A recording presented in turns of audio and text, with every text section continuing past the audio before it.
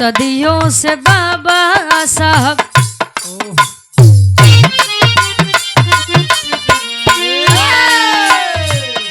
सदियों से बाबा साहब अम्बेडकर महान थे, भारत के शान थे, आज भी है और कल भी रहेंगे। सदियों से बाबा साहब अम्बेडकर महान थे, भारत के शान थे, आज भी है और कल भी रहेंगे। सदियों से बाबा सदियों से बाबा साहब अम्बेडकर महान थे, भारत के शान थे, आज भी हैं और कल भी रहेंगे। कल भी रहेंगे। अधिकार नहीं था हम लोगों को किसी के बराबर बैठने का। हमें यहाँ तक भी अधिकार नहीं था कि हम ईश्वर को याद कर सके। हमें यहाँ तक अधिकार नहीं था कि एक कुत्ता तालाब में पानी पी सकता था, लेकिन हम ये और आप उस तालाब में पानी नहीं पी सकते थे। कभी वह समय था गले में झाड़ू हानि और कमर में झाड़ू लटका के टहलते थे। आज वह समय है कि जेब में पेन, गले में टाई और कमर में बेल्ट बांध कर टहलते हैं। ये देन किसकी है? Doctor B.R. अम्बेडकर साहब की। उनको विचारों को, उनके विचारों को आज दबाया जा रहा है। चाहे हम हो आप हो। वैसे एक बात बताइए, जाति धर्म तो वैसे बदनाम बा, बाकी 5 किलो का राशन बदे का अहिर, का पाल, का चमार, का गड़रिया, का पासी, का का मुसलमान, का लोहार, 5 किलो राशन बदे सबके एक लाइन में खड़ा है। तो जातिवादिता आ कहाँ से रही है? क्या बात। बच्चे अपनी कला में कामयाब रहे। अंतरा के पयन ताल में कवि जी लिखते हैं का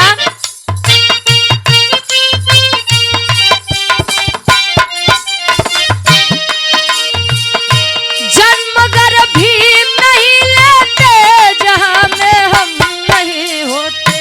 जन्म गर भीम नहीं लेते जहां में हम नहीं होते। जन्म गर भीम नहीं लेते जहां में हम नहीं होते। आंसू दलित शोषितों के आंख के कम नहीं होते। आंसू दलित शोषितों के आंख के कम नहीं होते। आंसू दलित शोषितों के आंख के कम नहीं होते। जन्म गर भीम नहीं लेते जहां में हम नहीं होते। आंसू दलित शोषितों के आंख के कम नहीं होते। कम नहीं होते। जमाना तो आज वहां तक आ गया है साहब कि सच बोलने पर किसको कब गोली मार दी जाएगी, सच बोलने पर किसको कब फांसी हो जाएगी, कब मुकदमा दायर हो जाएगा। अंदर कर देही कहाँ जेल के। बताओ तो यार, कब क्या हो जाएगा ये कोई नहीं जानता। अजीबो गरीब इस भारत देश में घटनाएं हो रही है। देखा त्या अरावली पर्वत के ऊपर खतरा मंडरात बा। बांग्लादेश में मुसलमानों ने मिलकर के एक हिंदू को जला दिया, जिंदा जला दिया। और हमारे देश की सरकार क्या करत है? हिंदू राष्ट्र बना रही है। ये समाज है। गाय के अंदर लोग माता को देख लेते हैं, कौए के अंदर हमको हमारे पूर्वज दिख जाते हैं, लेकिन आज के समय में इंसान को इंसान के अंदर इंसानियत नहीं दिखती। दो रोटी बड़े मरत है तो क्यों नहीं देखी, बढ़िया से खाए कमाए लगभग सब देखिए, पूरा गांव मिलकर तो देखिए। ये बदे अपने काम में अपने लक्ष्य पे आगे बढ़ते रहिए। कहे दलितों के खातिर किए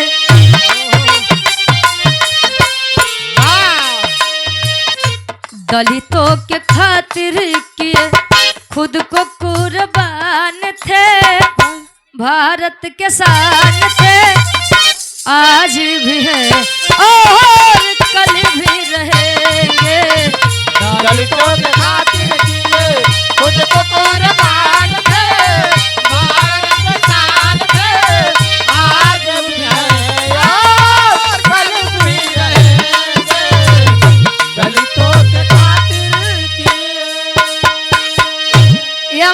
भैया हैं सिंगर सत्यम पाल जी, ना है और ना ही कभी होगा। वाह ऊंचाई बाबा साहब का जमाना छू नहीं सकता।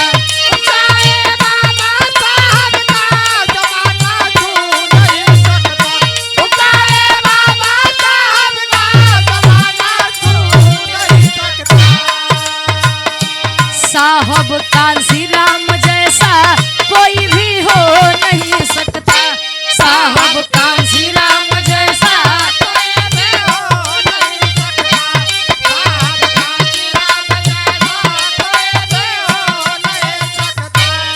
ऊंचाई बाबा साहब का जमाना छू नहीं सकता।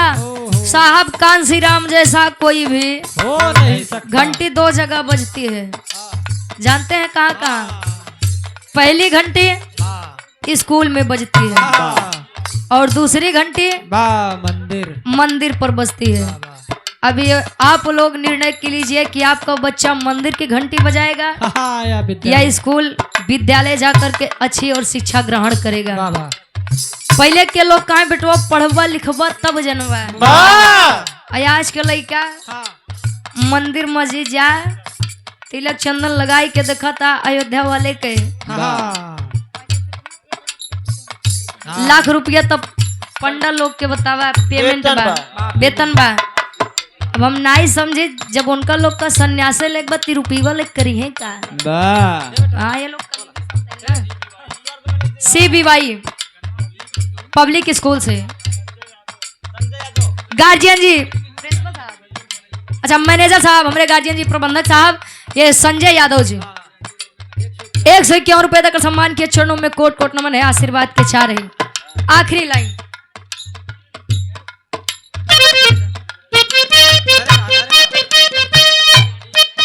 पूनम पाल पूज्य दादी जी की बड़ी नातिन है। यूं ही रोना ना देंगे जब तक जिंदा है। साथ रुचि मिशन बढ़ाना,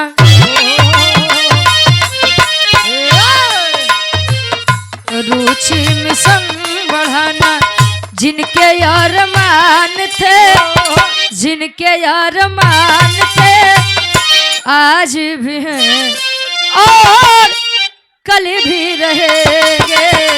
रुचि मिशन बढ़ाना, जिनके अरमान थे, बजावट हाथ बढ़िया से बजा ले जा, आज भी है और कल भी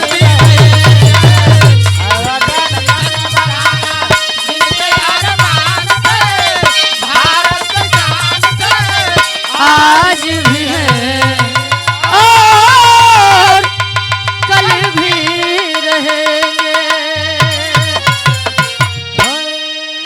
क्या बात है, वाह।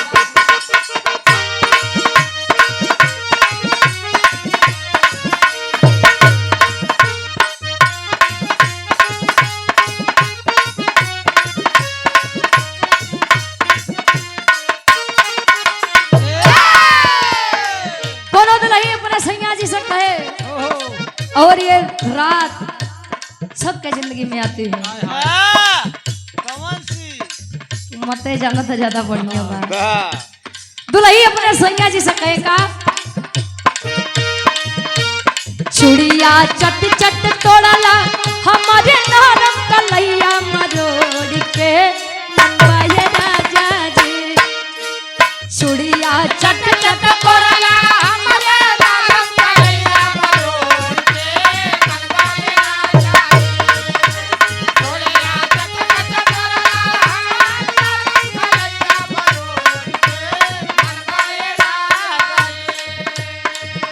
और हृदय के गार्जियन जी सम्मानित है आप गार्जियन जी अरविंद यादव फौजी साहब सेक्टर नंबर 2 से। अच्छा अरविंद यादव जी फौजी साहब हमारे गार्जियन जी सेक्टर नंबर 2 से, जो कि जिला पंचायत सदस्य है।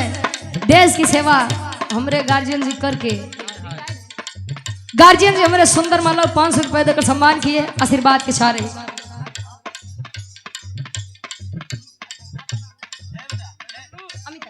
बड़े भैया आप अमित यादव हमारे गार्जियन जी के फौजी साहब के सम्मान में सुंदर माला 200 रुपया। अच्छा ये गीत, अच्छा गुरुजी वैसे हमारे हिसाब से हिम्मत 3 तर्जबा, हमारे बिहार में 3 तर्ज से ज्यादा तो वो हो नहीं करो। तो 3 तज में 2 तज यापे के बा विराह जगत को हकीकत बात है। हमारे पिताजी जब छोटे थे तब ले हमारे गुरुजी के गीत देखा थे ना मेरे पापा, और ये मेरा सौभाग्य है कि आपके बगल मंच गाने का ये मौका मिलता है मुझे। तहे दिल से धन्यवाद है गुरुजी, हमरे ये गीत के अपने आवाज में सजोए थे। कैसे?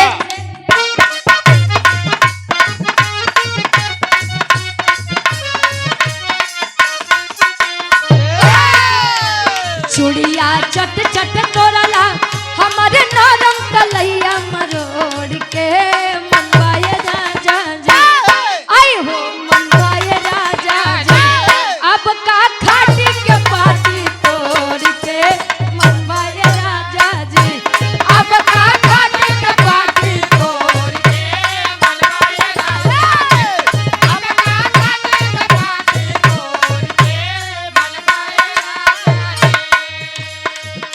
सभा लगी है जैसे आज लोगों का जमाव है। कमला सिंह से हर पहलवान मुकाबले में खड़े हैं, लेकिन हर बार कमला सिंह की विजय हो रही है। तले एक दादा वही कुश्ती के दंगल से बीच में आवत है, उनका नाम सुखू बताया गया। सुखू दादा ठाकुर साहब से एक बात कही, का कहे?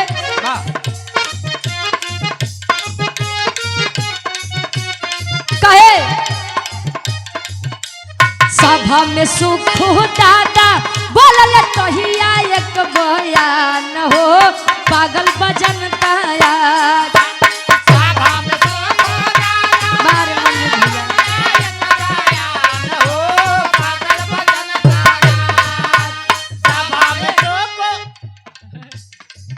संजीत सिंह बड़े भैया चकरिया के पवन सजमी से 200 रुपया आशीर्वाद के चारी। कहे सभा में सुखू दादा बोलल कहिया एक बयान हो, पागल बजन ताया, आई हो पागल बजन ताया, लड़ी है दोनों पहलवान हो, पागल बजन ताया, लड़ी है दोनों पहलवान हो, पागल बजन ताया, लड़ी है दोनों पहलवान हो। और ये आप सम्मानित हृदय के गार्जियन जी, आप वीरेंद्र यादव जी, जो कि ग्राम प्रधान पद के आप प्रत्याशी हैं लहरा से, विधायक जी के सम्मान में हमारे गार्जियन जी पुनः 500 रुपया आशीर्वाद के चाह रही। सुखू दादा निकले तले ठाकुर साहब यानी रघुराज सिंह से कहे, रघुराज सिंह काहे एक वीर के हाथ बार बारी मऊगन के हाथ में देते यार, मतलब अरे यार तुम्हारे घर पे खुद ही दो शेर को तुमने जन्माया है, पाला है, काहे नहीं एक तरफ कमला सिंह के यानी अपने सगे लइकवा के, और एक तरफ मन्नू यादव यानी कि अपने धर्म के लइकवा के लड़ाई काहे नहीं देता। रघुराज सिंह कहे हाँ बात तो सही है, कोई गलत बात नहीं है। तले मन्नू यादव के सामने यह प्रस्ताव जाता है। तले मन्नू यादव का कहे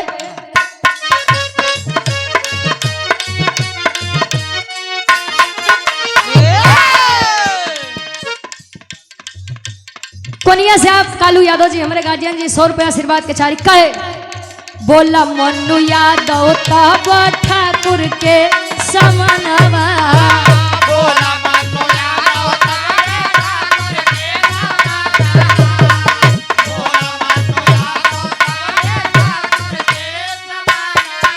और संजय प्रधान जी रहे पूरा से 100 रुपए सुंदर माला आशीर्वाद के चाह रही।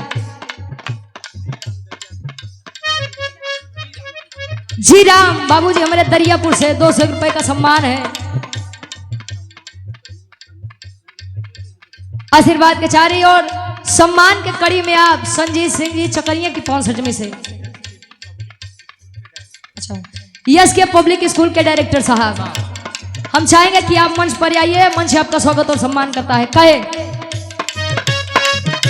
मन्नू यादव अपने पिता धर्म के पिता ठाकुर साहब से कहे बोला मन्नू यादव तब ठाकुर के समना,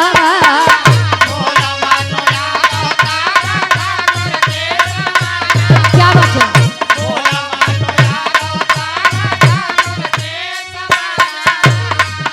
दंगल में गुरु लागे रिश्ते में वीरानवा, क्या बात है।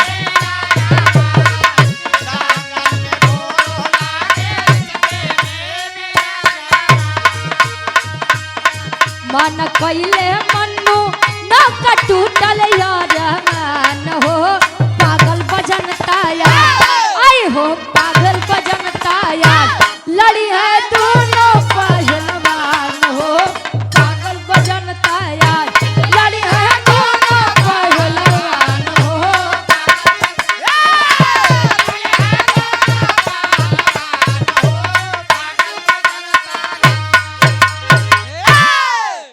मन्नू यादव के सामने प्रस्ताव गया, ठाकुर साहब यानी उसके धर्म के पिता लेकर गए, बेटा तुम्हें कुश्ती लड़ना है। मन्नू यादव पूछा किससे? तुम्हारे बड़े भाई यानी कमला सिंह से। पहले मन्नू यादव कहे पिताजी पागल हो गए हैं, दंगल के मामले में कुश्ती के मामले में मैं कमला सिंह यानी मेरे बड़े भैया को मैं अपना गुरु समझता हूँ और रिश्ते में वो मेरे बड़े भाई हैं, इसमें कोई शक नहीं है। तो मैं अपने गुरु और बड़े भाई से कैसे युद्ध कर सकता हूँ, कैसे कुश्ती कर सकता हूँ? पहले ठाकुर साहब खड़े हुए कहे कि ये लड़के आए लड़के, अरे मैंने तो सोचा था कि मैंने अपने घर पर 2 शेरों को पाला है।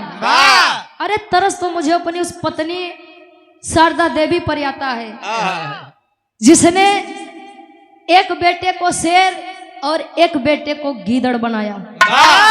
अच्छा जवन लड़का लायक बाजले अपने तक बात रही ठीक रही गुरुजी, अजले बात माई के ऊपर आई तो नहीं बर्दाश्त करी, खड़ा हो गया।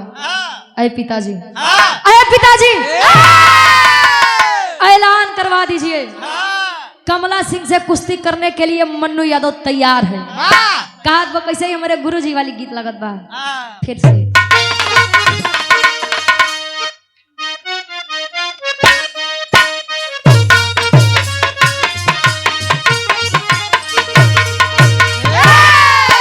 लड़का कहे चढ़ल जवानी में गोरिया, चढ़ल जवानी में गोरिया काहे चोली पाई। एक विरह में हमारे गुरुजी इस गीत को भाव दिए हैं। विरह खोजत खोजत हमका लगभग 1 से 2 दिन हो गया।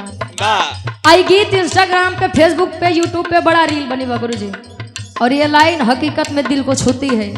बारे कवि जी की लेखनी और हमारे गुरुजी के अंदाज। गुरुजी का मैं कैसे एक दिन मंजिल पाई, एक दिन मंजिल पाई ओकर झंडा जरूर लहराई, लगन रही तन मन में ओके केहू न रोके पाई, लगन रही तन मन में ओके केहू न रोके पाई, लगन रही तन मन में ओके केहू न रोके पाई। लेकिन मन्नू यादव कहे अपने पिताजी से, क्या कहे? अरे शेरवा पलली माई, शेरवा पलली माई देव सिंह के जोर दिखाई, दंगल भूमि के ऊपर देखा मिट्टी के तिलक